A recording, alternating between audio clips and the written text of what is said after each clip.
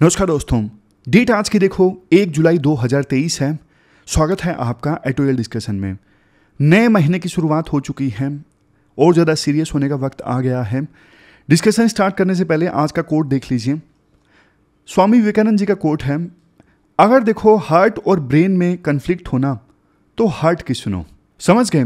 दिल और दिमाग में जब भी लड़ाई हो तो दिल की सुनो, दिमाग की मत सुनो। स्वामी जी ऐसा क्यों बोलते हैं? वो ऐसा देखो इसलिए बोलते हैं, वो कहते हैं दिल महसूस करता है, दिल में पैशन होता है, दिल में जुनून होता है, दिल में सपने होते हैं। जहाँ पे दिल पहुँच सकता है या हार्ट पहुँच सकता है ना, वहाँ पे दिमाग नहीं पहुँच सकता। दिमाग रीजनिंग पे काम करता है, दिमाग लॉजिक पे काम करता है। लेकिन देखो एग्जाम्पल देते हैं, स्वामी विवेकानंद जी, मदर टेरेसा है। मदर टेरेसा ने गरीबों की मदद करना स्टार्ट किया। अब देखो अगर वो दिमाग से सोचती तो ज़्यादा गरीबों की वो मदद नहीं करती। उन्होंने दिल से सोचा। दिल से इंस्पायरेशन आती है जो दिमाग से नहीं आती है। आप महात्मा गांधी का एग्जाम्पल लीजिए। महात्मा गांधी जब अंग्रेजों से लड़े, दिमाग कह रहा था कि गोरी सरकार से लड़ना नामुमकिन है, मुश्किल है, लेकिन दिल कह रहा था कि यार अपनों के लिए लड़ना होगा। इंस्पायरेशन आई, देश को आज़ादी मिलनी चाहिए। रिजल्ट क्या हुआ? पूरा देश आज़ाद हो गया। अनेकों ऐसे एग्जाम्पल्स आपको देखने को मिलेंगे। स्टीव जॉब्स का एग्जाम्पल फेमस है। स्टीव जॉब्स ने अपना कॉलेज बीच में छोड़ दिया था। दिमाग बोला अरे पागल वागल है क्या, लेकिन उन्होंने दिल की सुनी और नतीजा क्या निकला? Apple company. तो ये कोट था स्वामी जी का। लेकिन देखो एक चीज़ आपको प्रैक्टिकल बताऊं, ये तो चलो कोट था जिसको जस्टिफाई किया हमने, डिस्कस किया क्या डायमेंशन निकल सकते हैं, बट देखो दोनों के बीच में ना बैलेंस हमेशा ज़रूरी है। अब पता लगे 16 जून को प्री का एग्ज़ाम था, उससे 2 दिन पहले दिल नहीं कर रहा था पढ़ने का, और महेश मूवी देखने बैठ गया, वेब सीरीज़ देखने बैठ गया, और 2 दिनों में फुल वेब सीरीज़ खूब देखी, दिल की सुनी, लेकिन नतीजा क्या हुआ? खलास। तो बात यह है दोनों के बीच में बैलेंस ज़रूरी है, दिल और दिमाग के बीच में। वैसे आप बताइए, अगर यूपीएससी पूछ ले कभी आपके साथ ऐसा हुआ दिल और दिमाग के बीच में ज़बरदस्त कन्फ्लिक्ट देखने को मिला, और कैसे आपने उस डायलेमा से निपटा? आप अपना पर्सनल लाइफ का एग्जांपल शेयर कीजिए कमेंट बॉक्स में। ये बहुत काम आते हैं, इससे थिंकिंग डेवलप होती है। यूपीएससी अगर पूछ ले तो सीधा सीधा आपको पता है कैसे लिखना है। चलिए डिस्कशन के बारे में आपको बताता हूँ। आज 3 इश्यूज़ हम डिस्कस करेंगे, चौथा कर नहीं पाएंगे क्योंकि बड़े बड़े इश्यूज़ हैं। सबसे पहले द हिंदू का ये मेन बड़ा सा आर्टिकल है। सुप्रीम कोर्ट की जजमेंट आई थी क्लाइमेट चेंज से संबंधित, उसको इंप्लीमेंट कैसे किया जाए, फुल डेप्थ के साथ में इस आर्टिकल को हम डिस्कस करेंगे। फिर इंडियन एक्सप्रेस में 2 आर्टिकल्स आए हैं संथाल हुल रिबेलियन से संबंधित। एक बढ़िया चीज़ आर्टिकल में उसमें ये लिखते हैं कि जो बिरसा मुंडा वाली रिबेलियन है ना, उस पर काफ़ी डिस्कशन होता है, उस पर बहुत कुछ लिखा हुआ है, लेकिन संथाल रिबेलियन के बारे में ज़्यादा नहीं लिखा गया है। तो अच्छे आर्टिकल्स हैं, दोनों को कंपाइल करके डिस्कस करेंगे। और तीसरा आर्टिकल, फॉक्सकॉन कंपनी के ऊपर एक रिपोर्ट आई कि फॉक्सकॉन कंपनी शादीशुदा महिलाओं को हायर नहीं कर रही है, रिक्रूट नहीं कर रही है, तो उसे भी डिस्कस करेंगे। ये आर्टिकल द हिंदू में हायर एजुकेशन सिस्टम से संबंधित, इसे कल डिस्कस करेंगे, आज टाइम मिलेगा नहीं क्योंकि आज 3 अच्छे इश्यूज़ हैं, डेप्थ के साथ उन्हें डिस्कस करेंगे। चलिए स्टार्ट करते हैं आज के डिस्कशन में। First important article, supreme court का जो एक जबरदस्त जजमेंट आया क्लाइमेट चेंज के ऊपर, इसको इन्फोर्स कैसे किया जाए। आपने सिलेबस में जीएस पेपर 3 के इन टॉपिक्स से आर्टिकल को रिलेट कर सकते हो। देखो सबसे पहले एक बहुत ही बेसिक क्वेश्चन मैं आपसे पूछता हूं, क्लाइमेट चेंज का मतलब क्या है? क्लाइमेट चेंज का बिल्कुल सिंपल भाषा में मतलब है धरती का जो एवरेज टेम्परेचर है ना, उसमें लॉन्ग टर्म में चेंज देखने को मिल रहा है। और इसका मेन रीजन क्या है? ग्रीन हाउस गैसेस का बढ़ना। जैसे देखो CO2, ये जो गैसेस है ना, ग्रीन हाउस गैसेस, ये एटमॉस्फेयर में हीट को ट्रैप कर लेते हैं, जिसकी वजह से अर्थ का एवरेज टेम्परेचर बढ़ता जा रहा है। और इसका परिणाम क्या हो रहा है? सी लेवल बढ़ रहा है, मतलब समुद्र में पानी का लेवल इंक्रीज हो रहा है। एक्सट्रीम वेदर इवेंट्स है जैसे फ्लड्स, ड्रोट्स, ये सब बढ़ रहे हैं। बायोडाइवर्सिटी का नुकसान हो रहा है और फूड सिक्योरिटी पे भी नेगेटिव इंपैक्ट पड़ रहा है। वैसे एक बात बोलूं, आप में से ना बहुत सारे लोगों को ये लगा होगा, अरे सर क्लाइमेट चेंज हमें पता है, क्यों बता रहे हो? लेकिन देखो ये बेसिक चीज़ें 20-30 सेकंड में रिवाइज करते रहते हैं ना, तो दिमाग में सबकॉन्शियसली छप जाती हैं, फिर आंसर में लिखते वक्त धड़ाधड़ पॉइंट याद आते हैं। ये फायदा होता है। चलो आगे बढ़ते हैं। अब आते हैं लेटेस्ट डेवलपमेंट के ऊपर। हुआ क्या था? सुप्रीम कोर्ट ने ना MK रणजीत सिंह केस में ना एक बहुत इंपॉर्टेंट जजमेंट दिया है। ये क्या था? MK रंजीत सिंह केस देखो ये था, जहां पे ग्रेट इंडियन बस्टर्ड नाम का एक पक्षी रहता है ना, जैसे राजस्थान के इलाके में, गुजरात के इलाके में, वहां पे ना ग्रेट इंडियन बस्टर्ड के हैबिटेट में, उसके इलाके में ऊपर से ना ट्रांसमिशन लाइन जा रही थी, बिजली की ट्रांसमिशन लाइन जा रही थी, जिसकी वजह से ग्रेट इंडियन बस्टर्ड को नुकसान पहुंच रहा था। तो पिटिशनर ने कोर्ट में जाके बोला, हाई कोर्ट में जाके बोला, ये जो लाइंस है ना अंडरग्राउंड होनी चाहिए, ऊपर से नहीं जानी चाहिए, क्योंकि इससे ग्रेट इंडियन बस्टर्ड नाम के पक्षी को नुकसान हो रहा है। और हाई कोर्ट ने ऑर्डर भी दे दिया कि सारी लाइंस को या तो अंडरग्राउंड करो या हटा दो, यहां से मत गुजारो, क्योंकि ये जो ग्रेट इंडियन बस्टर्ड है ये क्रिटिकली इंडेंजर्ड है, इसको प्रोटेक्ट करना जरूरी है। तो इसके खिलाफ सरकार चली गई सुप्रीम कोर्ट में, और सुप्रीम कोर्ट में जाके बोली कि सर सारी ट्रांसमिशन लाइंस को अंडरग्राउंड करेंगे, बहुत ज़्यादा खर्चा है, प्रैक्टिकली पॉसिबल नहीं है। सुप्रीम कोर्ट ने पूरी बात ध्यान से सुनी और फिर कहा, देखो ये ट्रांसमिशन लाइन जो है ये रिन्यूएबल एनर्जी से जो इलेक्ट्रिसिटी प्रोड्यूस हुई है ना, उसको ट्रांसमिट करने वाली लाइंस हैं, और रिन्यूएबल एनर्जी प्रोड्यूस करना भी जरूरी है, क्योंकि क्लाइमेट चेंज हो रहा है, और रिन्यूएबल एनर्जी ज़्यादा प्रोड्यूस होती है तो मतलब एमिशन कम, मतलब क्लाइमेट चेंज कम। तो ना सुप्रीम कोर्ट ने मना कर दिया सरकार को कि अब ऐसा मत कीजिए। लेकिन ना इसी जजमेंट में सुप्रीम कोर्ट ने एक कदम आगे बढ़ के एक नया कॉन्स्टिट्यूशनल राइट ही इंट्रोड्यूस कर दिया। ये नया राइट क्या है? सुप्रीम कोर्ट ने बोला, देश के नागरिकों के पास में ना एक फंडामेंटल राइट है, right to be free from adverse effects of climate change. मतलब क्लाइमेट चेंज के जो एडवर्स इफेक्ट्स हैं, नेगेटिव इंपैक्ट्स हैं, उससे आज़ादी का फंडामेंटल राइट है जनता के पास में। तो ये सुप्रीम कोर्ट ने एक नया फंडामेंटल राइट ही इंट्रोड्यूस कर दिया इस केस में। और सुप्रीम कोर्ट ने ना दो राइट्स को आधार बनाया। एक देखो article 21 right to life. Article 21 जो है ना, इसमें क्लीन इन्वायरमेंट भी इंक्लूडेड होता है। और दूसरा राइट टू इक्वालिटी यानी आर्टिकल 14। सुप्रीम कोर्ट ने बोला कि क्लाइमेट चेंज का जो इंपैक्ट है ना, सब पे इक्वल नहीं होता, गरीब लोगों पे ज़्यादा होता है, अमीर लोगों पे कम होता है। तो क्लाइमेट चेंज का नेगेटिव इंपैक्ट ये राइट टू इक्वालिटी को वायलेट करता है। तो इन दोनों फंडामेंटल राइट्स को आधार बना के सुप्रीम कोर्ट ने यह बोल दिया कि देश के नागरिकों के पास में क्लाइमेट चेंज के नेगेटिव इंपैक्ट से आज़ादी का फंडामेंटल राइट है। ये जो दो आर्टिकल्स हैं ना, जिनको आधार बना के सुप्रीम कोर्ट ने नया फंडामेंटल राइट इंट्रोड्यूस किया, ये इंपॉर्टेंट है। इस बार भी यूपीएससी ने प्री में सिंपल पूछ लिया था, राइट टू प्राइवेसी कौन से फंडामेंटल राइट के अंदर आता है, आर्टिकल 21। तो ये जरूरी होते हैं, ये प्री के पर्सपेक्टिव से काफ़ी इंपॉर्टेंट होते हैं। चलो ये मैंने आपको बता दिया, एक नया फंडामेंटल राइट सुप्रीम कोर्ट ने इंट्रोड्यूस कर दिया। इसका मतलब देखो ये है, अब सिटीजन्स ना गवर्नमेंट को क्लाइमेट एक्शन के लिए ना लीगली चैलेंज कर सकते हैं। एग्जाम्पल आपको दूं, अगर कोई स्टेट फ्लड से प्रभावित है ना और गवर्नमेंट कोई एक्शन नहीं ले रही है, तो वो ना सुप्रीम कोर्ट में जा सकता है और बोल सकता है कि सर जी आपने जो नया फंडामेंटल राइट इंट्रोड्यूस किया था ना कि क्लाइमेट चेंज के नेगेटिव इंपैक्ट से बचने का हमारे पास में फंडामेंटल राइट है, लेकिन सरकार फ्लड आई कोई एक्शन ही नहीं ले रही है, तो हमारे फंडामेंटल राइट का वायलेशन हो गया। तो ये फायदा हुआ है, आप कोर्ट में जा सकते हो, क्लाइमेट चेंज के नेगेटिव इंपैक्ट पड़ता है आपके ऊपर, सरकार एक्शन नहीं ले रही है, आप कोर्ट में जा सकते हो।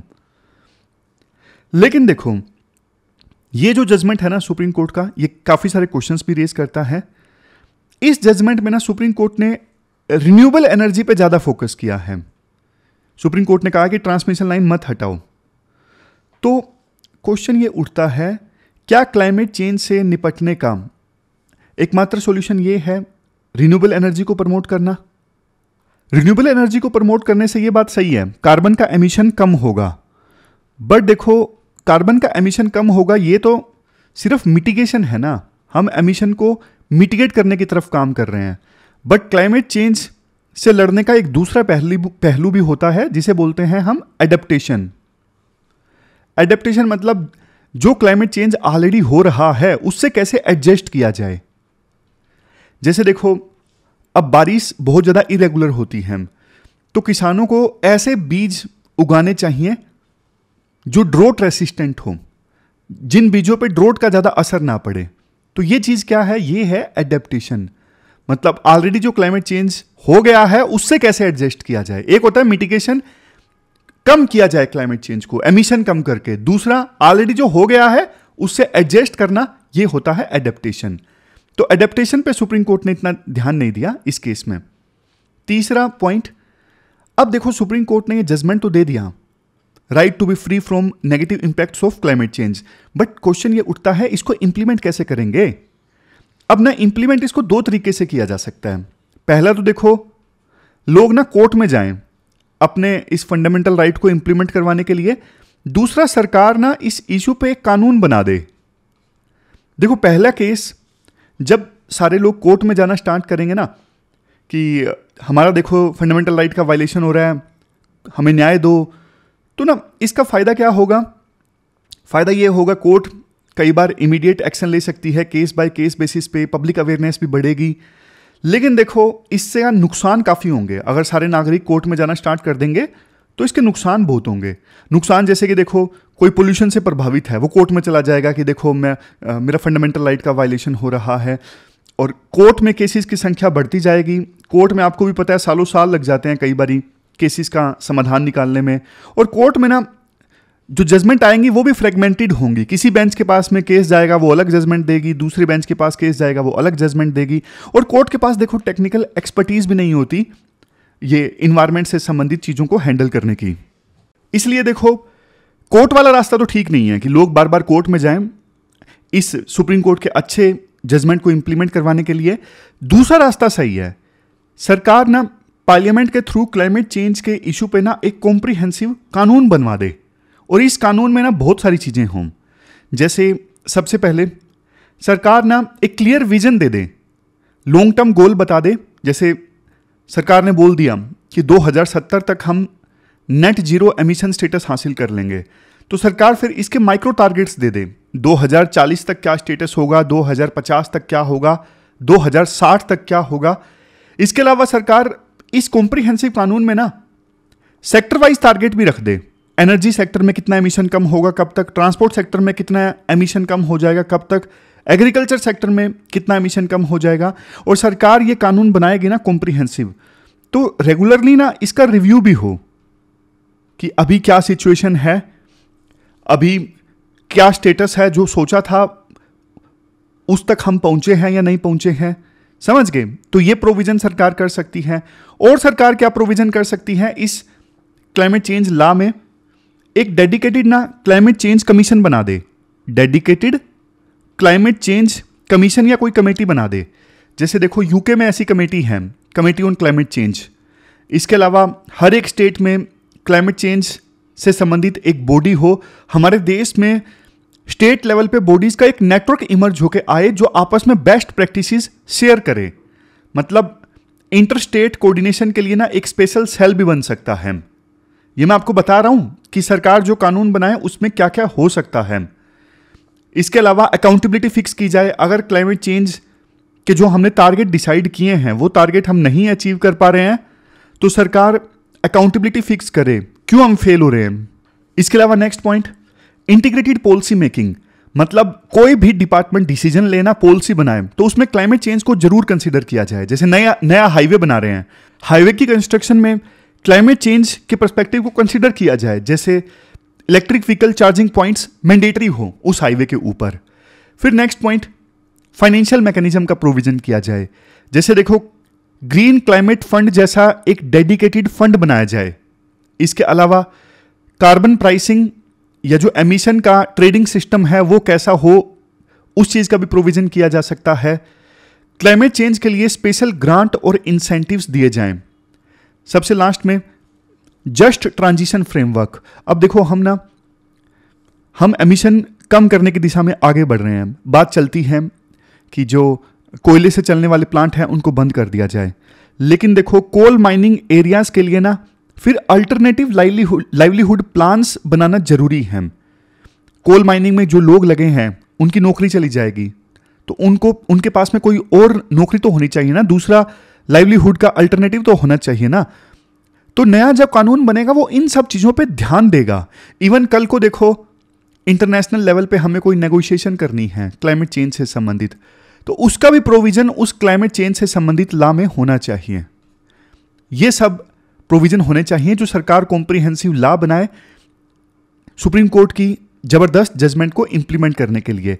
अब देखो, कानून बनाने के ना फायदे पता क्या होंगे? कंटिन्यूटी रहेगी, गवर्नमेंट बदलती रहेगी लेकिन कानून इंप्लीमेंट होता रहेगा। प्राइवेट सेक्टर को भी क्लियर सिग्नल मिलेगा कि लॉन्ग टर्म प्लानिंग कैसे करनी है। इंटरनेशनल प्लेटफॉर्म्स पे हमारी जो क्रेडिबिलिटी है वो इंक्रीज होगी कि देखो हमने डेडिकेटेड कानून बनाया हुआ है क्लाइमेट चेंज के इशू पर। बट इसके बाद राइटर बोलते हैं कानून बनाना देखो इतना आसान भी नहीं है, क्योंकि कंसेंसस बनाना ऐसे कानून पे बहुत मुश्किल होता है। इम्प्लीमेंटेशन के लिए बहुत रिसोर्सेज और कोऑर्डिनेशन चाहिए, कोऑर्डिनेशन जैसे सेंटर और स्टेट्स के बीच में। और समय समय पे जैसे देखो क्लाइमेट चेंज से संबंधित साइंस इवोल्व होगी, नई रिसर्च सामने आएगी, नई स्टडी सामने आएंगी, रेगुलरली इस कानून में अमेंडमेंट लाना पड़ेगा। लेकिन देखो इम्प्लीमेंटेबल है, सरकार कर सकती है। बट हाँ, एक चीज़ पे ध्यान देना जरूरी है, ये जो कानून बनाए ना सरकार, ये कॉपी नहीं होना चाहिए दूसरे देशों की, क्योंकि दूसरे देशों के हालात अलग हैं। फॉर एग्जाम्पल यूके का एग्जाम्पल लीजिए, यूके की हम तारीफ कर रहे थे, वहाँ पे एक अथॉरिटी है, बॉडी है क्लाइमेट चेंज से संबंधित। लेकिन देखो यूके का ज़्यादा फोकस ना मिटिगेशन पे है, एमिशन को कम करने पे है, एडेप्टेशन पे नहीं है। तो इसलिए दूसरे देशों की सरकार कॉपी ना करें। हमारे देश में हालात कम है, हमें आज के समय में सस्टेनेबल सिटीज़ चाहिए, बिल्डिंग्स चाहिए, हीट एक्शन प्लान बनाना होगा जैसे अहमदाबाद में 2013 में आया था। क्लाइमेट रिजिलियंट क्रॉप्स हमें चाहिए, क्योंकि फूड सिक्योरिटी के साथ में हम कॉम्प्रोमाइज नहीं कर सकते। मैनग्रोव जैसे इकोसिस्टम को हमें प्रोटेक्ट करना है। लो कार्बन एनर्जी हमें चाहिए। तो इसलिए हमारी सिचुएशन अलग है, हमारे हालात अलग हैं, हम डेवलप कंट्रीज की कॉपी नहीं कर सकते। इंडिया को चाहिए एक इनेबलिंग लॉ। इनेबलिंग लॉ मतलब डेवलपमेंट आप रोको मत, डेवलपमेंट अच्छे से करो, धुआंधार ढंग से करो, लेकिन डेवलपमेंट करते वक्त ना बस क्लाइमेट चेंज का जो पर्सपेक्टिव है वो ध्यान में रखो। तो ऐसा इनेबलिंग लॉ हमें चाहिए। तो ये पूरा इशू हमने डिटेल से डिस्कस किया। चलते हैं आगे। इसके बाद नेक्स्ट आर्टिकल संथाल हुल रिबेलियन से संबंधित है।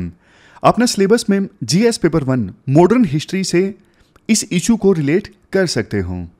कंटेस्ट क्या है? कल यानी 30 जून को ना हुल दिवस था। हर साल मनाया जाता है 30 जून को, क्योंकि इसी दिन संथाल हुल रिबेलियन की स्टार्टिंग हुई थी। इंडियन एक्सप्रेस में ना 2 आर्टिकल्स आए हैं। ये जो इशू है मेंस के पर्सपेक्टिव से भी इंपॉर्टेंट है और प्री के पर्सपेक्टिव से भी इंपॉर्टेंट है। चलो स्टार्ट करते हैं इशू।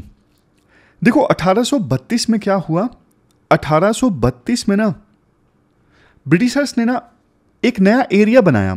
एरिया बनाने का मतलब पहले वहां पे जैसे जंगल वगैरह थे और उस एरिया को नाम दे दिया दामिनेको। ये एरिया दामिनेको का मतलब था पहाड़ों का दमन। ये एरिया ना 1366 स्क्वायर माइल का बड़ा इलाका था, जंगल वगैरह थे। आज के झारखंड का साहिबगंज, गोदा, दुमका, देवघर, पाकुर, ये सब ना इसी एरिया में आते थे, जिसको ब्रिटिशर्स ने नाम दिया दामिनेको।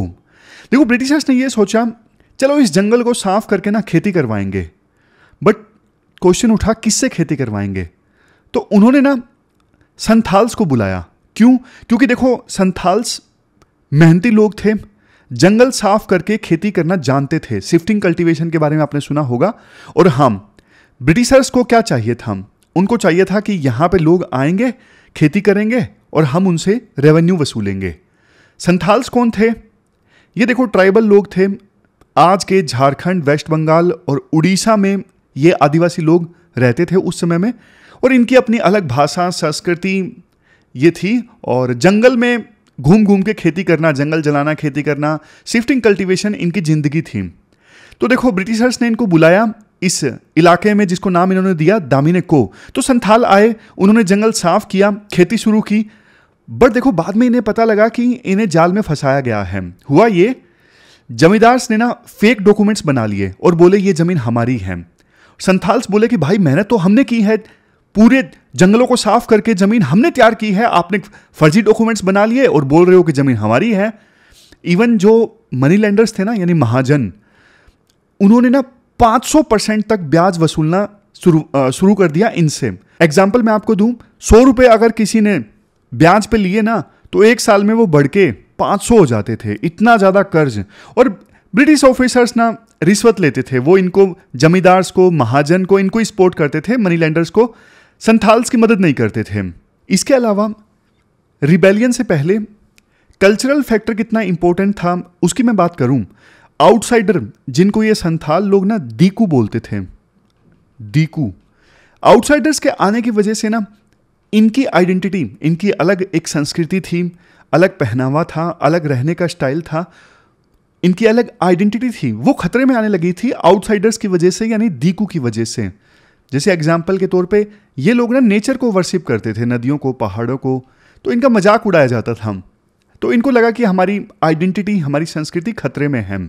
इसके अलावा देखो उस समय ना रेलवे लाइन बिछनी स्टार्ट हो गई थी, तो रेलवे लाइन बिछने की वजह से भी इनको परेशानी का सामना करना पड़ रहा था। इनको बोला जा रहा था कि आप दूसरी जगह पे सेटल डाउन हो जाइए, तंग किया जा रहा था इनको, क्योंकि वहाँ पे रेलवे लाइन का प्रोजेक्ट स्टार्ट हो चुका था। तो ये मैंने आपको ना सिचुएशन बता दी। अब देखो हम आते हैं हमारे हीरोज की तरफ, सिडो एन कान्हू मुर्मू। नाम फिर से लेता हूँ, सिडो एन कान्हू मुर्मू। ये देखो भोगानादी विलेज से संबंध रखते थे और रिबेलियन को इन्होंने ही लीड किया था, सिडो और कान्हू ने। वैसे इनके भाइयों ने चांद और भैरव, ये दो भाई थे, इन्होंने भी इनका साथ दिया, और दो बहनें भी थीं, फूलो और झानो। समझ गए? तो ये बेसिक डिटेल मैंने आपको बता दी। अब देखो हुआ यूं कि ये जो सिडो और कान्हू थे ना, इन दो भाइयों ने देखा कि यार हमारे आसपास लोग भूख से मर रहे हैं, बच्चे गुलामी कर रहे हैं, औरतों का शोषण हो रहा है। फिर एक दिन ना सिडो को सपना आया। सपने में आए ठाकुर बोंगा। ठाकुर बोंगा ये देखो संथाल्स के भगवान हैं। तो ना भगवान ने सपने में सिडो को कहा, तुम मेरे बेटे हो, जाओ अपने लोगों को आज़ाद करवाओ। तो सिडो ने ना अपने भाई कान्हू से बात की। दोनों ने फैसला किया कि यार अब तो लड़ना है। उनके साथ जुड़े उनके दो और भाई, चांद और भैरव, दो बहनें जिनके बारे में मैंने आपको बताया, फूलो और झानो। तो इन्होंने क्या किया, ये देखो गांव गांव गए, लोगों को इकट्ठा किया, साल के पेड़ की डालियों से तीर बनाना इन्होंने स्टार्ट किया। बैम्बू जो ट्री होता है उससे इन्होंने भाले बनाने स्टार्ट किए। तो देखो इसी बीच टाइम आ गया 30 जून 1855। 30 जून 1855 इस दिन ना इनका जो गांव था भोगनादी, इस गांव में ना 10,000 संथाल इकट्ठा हो गए और इन्होंने ऐलान कर दिया कि हम अब ब्रिटिश राज में नहीं रहना चाहते, हमारा अपना राज होना चाहिए, संथाल राज। तो यहीं से 30 जून 1855 को संथाल रिबेलियन की स्टार्ट हो गई थी। और देखो ये खबर ना आग की तरह फैल गई। आसपास के गांव में जो संथाल्स रहते थे ना, वो भी इकट्ठा हो गए। तो टोटल ना 60,000 के आसपास संथाल्स ने ऐलान कर दिया कि हम लड़ाई में हिस्सा लेंगे। लेकिन देखो हथियार क्या थे इनके पास में? हथियार तीर कमान, तंगी, तंगी मतलब कुल्हाड़ी जैसा एक हथियार होता है, भाला, लाठी। और इन सिंपल हथियारों से ना इन्होंने ब्रिटिशर्स की फौज का सामना किया। ब्रिटिशर्स के पास में बंदूक, तोप, गोले, ये सब चीजें थी। 6 महीने तक गुरिल्ला वार चला। ब्रिटिशर्स ने लड़ने के लिए मार्शल लॉ लगा दिया, 10,000 सिपाही भेजे, और किसके साथ में? तोप और बंदूकों के साथ में। लेकिन देखो संथाल्स ना डरे नहीं। वो एक बात बोला करते थे, हम आज़ादी के लिए लड़ रहे हैं, मरना मंजूर है लेकिन गुलामी मंजूर नहीं है। समझ गए? लेकिन देखो ब्रिटिशर्स पावरफुल थे ऑफ कोर्स। 15,000 से ज़्यादा संथाल्स मारे गए, 10,000 गांव इन्होंने जला दिए, बर्बाद कर दिए। हजारों लोग भाग गए जंगल में, और जंगलों में जानवर खा गए उनको, बहुत कम मिसिंग हो गए। मतलब कई लोग तो देखो भूख और बीमारी से भी मर गए लड़ते लड़ते। हालात काफ़ी ख़राब हो गए थे। लीडर्स का क्या हुआ? सिडो मुर्मू को फांसी की सज़ा दी गई 9 अगस्त 1855 को भागलपुर जेल में। कान्हू इनको एग्जीक्यूट किया गया फरवरी 1856 में कोलकाता की अलीपुर जेल में। बाकी भाई बहन भी इनके पकड़े गए। अब देखो क्वेश्चन ये उठता है कि इम्पैक्ट क्या हुआ? इम्पैक्ट देखो काफ़ी सारे हुए इस रिबेलियन के। देखो 1876 में ना ब्रिटिशर्स ने एक एक्ट बनाया, Santhal Pargana tenancy act. Santhal Pargana tenancy act, ये सिर्फ देखो संथाल परगना के लिए बना। इसमें जमीन को ना 3 तरह से क्लासिफाई किया गया। आदिवासी जमीन नॉन आदिवासी को नहीं बेच सकते, ऐसा प्रोविजन किया गया, और सिर्फ फैमिली में ही जमीन का बंटवारा हो सकता है। तो ये सब प्रोविजन किए गए। इसके बाद 1908 में एक और एक्ट भी आया था, छोटा नागपुर टेनेंसी एक्ट। ये एक्ट तो देखो बिरसा मुंडा के रिबेलियन के बाद बना था, और इसमें भी ट्राइबल लैंड राइट्स की बात है। नॉन ट्राइबल्स ट्राइबल लैंड नहीं परचेज कर सकते, और ट्राइबल लैंड को ना लोन रिकवरी के लिए बोली में नहीं बेचा जा सकता। तो ये सब प्रोविजन किए गए थे छोटा नागपुर टेनेंसी एक्ट में। हालांकि ये बिरसा मुंडा रिबेलियन के बाद बना था, वो एक अलग रिबेलियन है। हालांकि और काफ़ी सारे इम्पैक्ट पड़े इस संथाल रिबेलियन की वजह से। ट्राइबल राइट्स के लिए ना अवेयरनेस बढ़ गई। संथाल हुल ने ना पहली बार बड़े पैमाने पर ट्राइबल राइट्स का ना मुद्दा उठाया।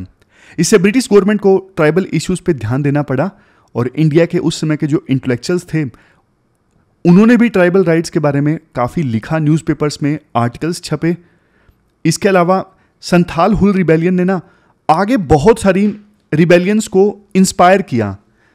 जैसे देखो, बाद में मुंडा रिबेलियन हुई, जो मैंने अभी बात की, बिरसा मुंडा ने रिबेलियन किया था। ये 1899-1900 में हुआ था, तो इसको इंस्पायर किया। इसके अलावा रामपा रिबेलियन, ये आंध्र प्रदेश में हुआ था, 1922 से लेके 1924 के बीच में चला। ताना भगत मूवमेंट छोटा नागपुर में 1914 से लेके 1919 के बीच में चला। ये मैं आपको एग्जांपल दे रहा हूँ। तो इन सब मूवमेंट्स और रिबेलियंस को इंस्पायर किया गया इस रिबेलियन के द्वारा, संथाल हुल रिबेलियन के द्वारा। और इसके अलावा और क्या क्या चेंजेस आए, एडमिनिस्ट्रेटिव चेंजेस ब्रिटिशर्स यहाँ पे लेके आए। जैसे देखो, जो संथाल परगना है, इनको एक अलग से एडमिनिस्ट्रेटिव यूनिट बनाया गया। 1856 में यहाँ पे एक नया लैंड सर्वे हुआ था, और इसके बाद में फिक्स्ड रेंट सिस्टम ब्रिटिशर्स ने यहाँ पे इंट्रोड्यूस किया, और जमींदारों के जो राइट्स हुआ करते थे उनको लिमिट कर दिया। मनी लैंडर्स जो भारी भरकम ब्याज वसूलते थे उनको रोकने के लिए नियम बनाए ब्रिटिशर्स ने, और खुद इन ट्राइबल्स को लोन देना स्टार्ट किया। इसके अलावा फॉरेस्ट राइट्स को भी रिकॉग्नाइज किया गया। बाद में ना 1865 में एक एक्ट आया था, इंडियन फॉरेस्ट एक्ट, और इस एक्ट में संथाल्स के जो फॉरेस्ट राइट्स थे ना उनको कंसीडर किया गया। तो ये इम्पैक्ट देखने को मिले। अब देखो, एक इंटरेस्टिंग फैक्ट आपको बताता हूँ। ये सारे डिसीजंस ना ब्रिटिशर्स ने उस समय लिए थे, और जैसे मैंने आपको बताया, कुछ एक्ट ना आज भी लागू हैं। जैसे संथाल परगना टेनेंसी एक्ट 1876, वो आज भी लागू है। तो इसका इम्पैक्ट ये हुआ, झारखंड में ना आज के समय में 26% जो लैंड है ना वो एसटीज के पास में है, शेड्यूल्ड ट्राइब्स के पास में है। बिहार में सिर्फ 0.04% लैंड एसटीज के पास में है। तो मतलब झारखंड में अभी भी शेड्यूल्ड ट्राइब के पास में बहुत लैंड है। और कुछ और इंटरेस्टिंग फैक्ट्स मैं आपको बताऊं, ये जो रिबेलियन है ना, संथाल हुल रिबेलियन, ये 1857 की क्रांति से ना 2 साल पहले आया था। लेकिन देखो, सीडो और कानू जिन्होंने इस रिबेलियन को लीड किया था ना, उनके बारे में काफ़ी कम लिखा गया है। जो बिरसा मुंडा की रिबेलियन है ना, उसके बारे में काफ़ी कुछ हम डिस्कस करते हैं, काफ़ी बार आर्टिकल्स भी छपे हैं। लेकिन ये सीडो और कानू इनके बारे में कम लिखा गया है। उसका रीज़न शायद ये हो सकता है, बिरसा मुंडा इंग्लिश बोलते थे, वो इंग्लिश इंटेलेक्चुअल से कनेक्ट कर पाए, और ये जो रिबेलियन थी संथाल हुल, ये गांव तक सीमित रह गई, और ये भाई ज़्यादा कनेक्ट नहीं कर पाए ब्रिटिश इंटेलेक्चुअल से, इसकी वजह से। और ये जो रिबेलियन थी ना, ये रूरल एरियाज़ में ज़्यादा लिमिट रह गई, इस वजह से ज़्यादा कुछ इनके बारे में लिखा नहीं गया। वैसे देखो, हर साल 30 जून का जो दिन है ना, वो हुल दिवस मनाया जाता है। और जहाँ से इस रिबेलियन की स्टार्टिंग हुई थी ना, भोगनादी गांव, वहाँ पे सीडो और कानू दोनों भाइयों के मेमोरियल हैं, और कई सारे स्कूल्स और कॉलेजेस के नाम सीडो और कानू के नाम पे हैं झारखंड में।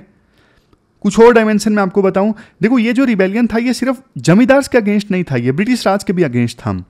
ये संथाल्स की ना अपनी संस्कृति और धर्म की रक्षा के लिए भी एक लड़ाई थी। इसके अलावा कुछ और प्रैक्टिसेस जिनका विरोध किया था, जिस पर यूपीएससी क्वेश्चन पूछ सकती हैं। ये टर्म्स आप याद रखना।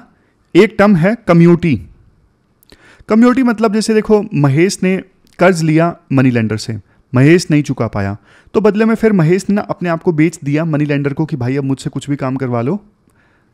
ये है कम्युनिटी। इसके अलावा एक और प्रैक्टिस जिसका विरोध किया गया, हरवाही। इस प्रैक्टिस में क्या होता था, खेत में मुफ्त में काम किया जाता था। अगर लोन नहीं चुका पाए तो कोई बात नहीं भैया, हम आपके खेत में मुफ्त में काम करेंगे। समझ गए? तो ये हमने पूरा आर्टिकल डिस्कस किया संथाल हुल रिबेलियन से संबंधित। चलते हैं आगे। इसके बाद देखो, नेक्स्ट जो आर्टिकल है ना, teaching फोक्सकॉन the dignity of labour.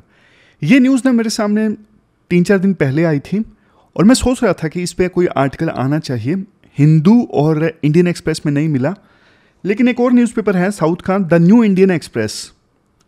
Indian express में बंटवारा हो गया था, तो साथी न्यूज़पेपर है इंडियन एक्सप्रेस का, ये द न्यू इंडियन एक्सप्रेस। इसमें आर्टिकल छपा है, मैं आपको बिल्कुल बेसिक से बताता हूँ। आप ना एथिक्स में और जीएस पेपर 3 दोनों में इस आर्टिकल को यूज़ कर सकते हो।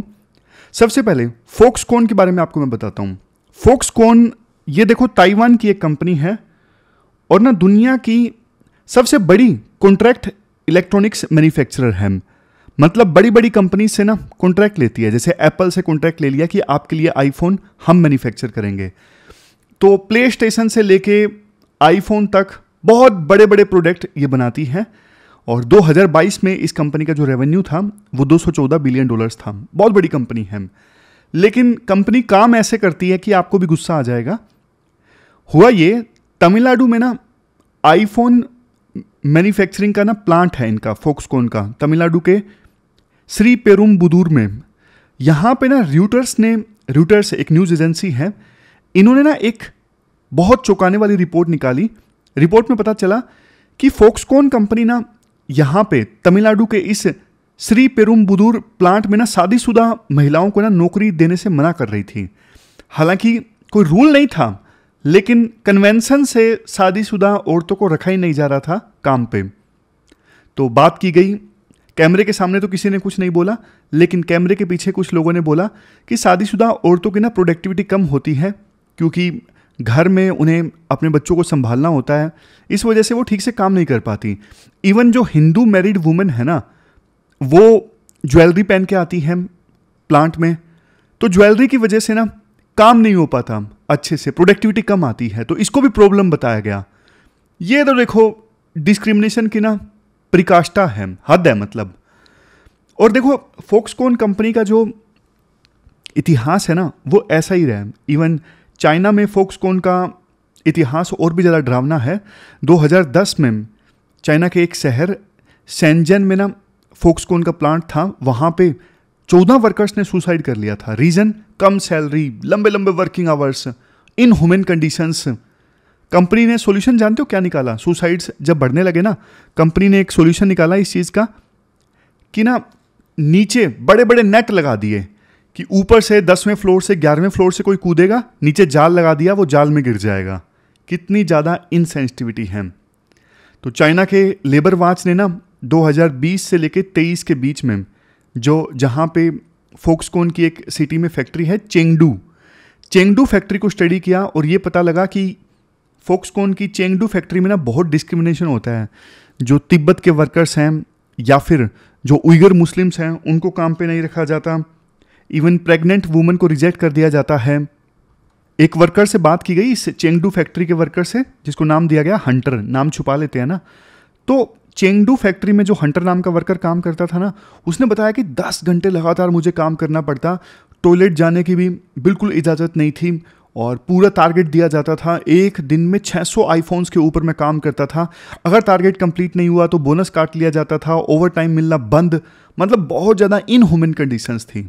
तो देखो आईफोन के पीछे का सच ये है। देखो वैसे फॉक्सकॉन कंपनी ना तमिलनाडु में 1.5 लाख जॉब्स क्रिएट कर रही है, ये बहुत अच्छी बात है। बट देखो क्या हम चाहते हैं कि जैसी सिचुएशन चाइना में है वैसी ही सिचुएशन हमारे देश में भी पैदा हो? जैसा वर्कर्स का शोषण वहाँ पे होता है हमारे देश में भी वैसा ही हो? हम नहीं चाहते जाहिर तौर पे। देखो मेक इन इंडिया प्रोग्राम के तहत फॉरेन इन्वेस्टमेंट आई है, ये बात सच है। और आईफोन्स का ना 9 से लेकर 14% के बीच का जो प्रोडक्शन है ना वो भारत में अभी हो रहा है। लेकिन लेबर राइट्स का तो वायलेशन हो रहा है ना।